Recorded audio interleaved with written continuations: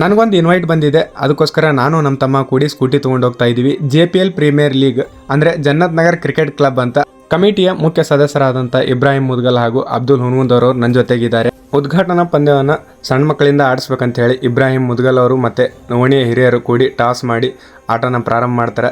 ವಲಿಖಾನ್ ಪಠಾಣ್ ಮತ್ತು ಮುರ್ತುಜಾ ಅವರು ಈ ಮ್ಯಾಚಿನ ಕಾಮೆಂಟೇಟರ್. ಕ್ರಿಕೆಟ್ ಪ್ಲೇಯರ್ಸು ಮತ್ತು ಓನರ್ಸ್ ಎಲ್ಲ ಕೂಡಿ ಇದ್ದಾರೆ, ಇಲ್ಲೇ ಕೂತ್ಕೊಂಡಿದ್ದಾರೆ. ರಾತ್ರಿ 9:30 ಆದರೂ ಎಲ್ಲ ಮಕ್ಕಳಿಗೆ ಕರ್ಕೊಂಡು ಕ್ರಿಕೆಟ್ ನೋಡ್ತಾ ಇದ್ದಾರೆ. ಅಂದರೆ ಎಷ್ಟು ಪ್ರೀತಿ ಇರಬೇಕು ಅವ್ರಿಗೆ ಕ್ರಿಕೆಟ್ ಮೇಲೆ ಅಂತ.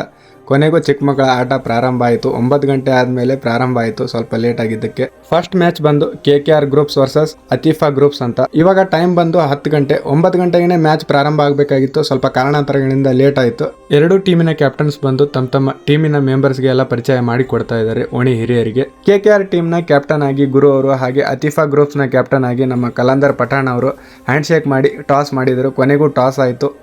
ಕ್ರಿಕೆಟ್ ಆಡೋದು ಬಿಟ್ಟು ಏನು ಕಷ್ಟ ಸುಖ ಮಾತಾಡೋಕೂತಾರಂತ ನೋಡೋಕುಂತೀರ. ಏನಿಲ್ಲರಿ, ನಮ್ಮ KKR ಟೀಮ್ನ ಕ್ಯಾಪ್ಟನ್ ಆದಂಥ ಗುರು ಅವರು ತಮ್ಮ ಟೀಮ್ ಮೆಂಬರ್ಸ್ ಜೊತೆಗೆ ಎದುರಾಳಿ ಟೀಮ್ನ ಯಾವ ಥರ ಸೋಲಿಸ್ಬೇಕಂತ ಹೇಳಿ ಟಿಪ್ಸ್ ಕೊಡ್ತಾ ಇದ್ದಾರೆ. ಹಾಗೆ ಈ ಕಡೆ ನಮ್ಮ ಅತೀಫಾ ಗ್ರೂಪ್ಸ್ನ ಕ್ಯಾಪ್ಟನ್ ಆದಂಥ ಕಲಂದರ್ ಅವರು ಕೂಡ ಅದೇ ಥರ ಯಾವ ಎದುರಾಳಿ ಟೀಮ್ನ ಯಾವ ಥರ ಹೊಡಿಬೇಕು ಮತ್ತು ಯಾವ ಥರ ಸೋಲಿಸ್ಬೇಕಂತ ಹೇಳ್ಬಿಟ್ಟು ಟಿಪ್ಸ್ ಆ್ಯಂಡ್ ಟ್ರಿಕ್ಸ್ ಹೇಳ್ಕೊಡಾಕುತ್ತಾರೆ. ಮೊದಲನೇದಾಗಿ ದಾಂಡಿಗರು ಕೂಡ ಆಗಮಿಸಬೇಕು. KKR ತಂಡದ ದಾಂಡಿಗರು ಬೇಗನೆ ಆಗಮಿಸಬೇಕಾಗಿವೆ. ಕೊನೆಗೂ 10:30 ಗಂಟೆಗೆ ಫಸ್ಟ್ ಮ್ಯಾಚು ಸ್ಟಾರ್ಟ್ ಆಯಿತು.